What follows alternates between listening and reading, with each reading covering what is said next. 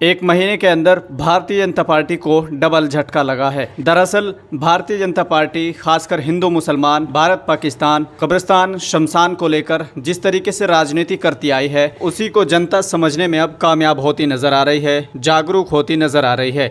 इसका उदाहरण आप इस तरीके से समझ सकते हैं कि बीते एक महीने के अंदर अंदर भारतीय जनता पार्टी को देश की जनता ने डबल झटका देने की पूरी कोशिश की है। सबसे पहले बात की जाए तो लोकसभा चुनाव में फैजाबाद यानी अयोध्या से बीजेपी को, जिसका बीजेपी का वोट बेस सिर्फ हिंदू मुसलमान, भारत पाकिस्तान, कब्रिस्तान और शमशान, और साथ ही साथ अयोध्या की राम मंदिर को लेकर जिस तरीके से बीजेपी का मेन मोटिव था, जो चुनावी प्रचार था, वो टोटल भारतीय जनता पार्टी का चुनावी प्रचार अयोध्या में बनने वाले राम मंदिर पर था। उसी के साथ साथ देश की जनता ने उसकी इस नफ़रत भरी सियासत को, नफ़रत भरी राजनीति को समझा और बीजेपी को चोट देने की पूरी कोशिश की, और जिसका रिज़ल्ट कुछ इस तरीके से निकला कि भारतीय जनता पार्टी अयोध्या वाली सीट हार गई है।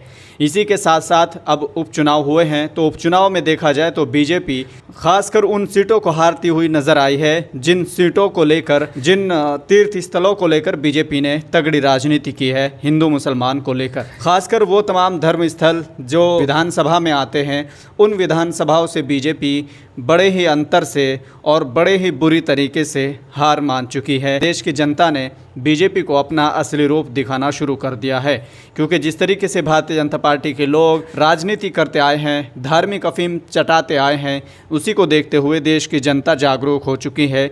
जिसके साथ साथ जितने भी धार्मिक स्थल को लेकर बीजेपी ने राजनीति की है, उन सभी विधानसभाओं से बीजेपी का सुपड़ा साफ होता दिखाई दे रहा है। इसी के साथ अब बात करते हैं 13 राज्यों में हुए विधानसभा उपचुनाव को लेकर, जिसमें एक बद्रीनाथ है जो उत्तराखंड में आता है। बद्रीनाथ को लेकर बीजेपी ने बहुत राजनीतिक रोटियां सेकी है, बद्रीनाथ पर वोट मांगे हैं, इनका मेन मुद्दा रहा है बद्रीनाथ।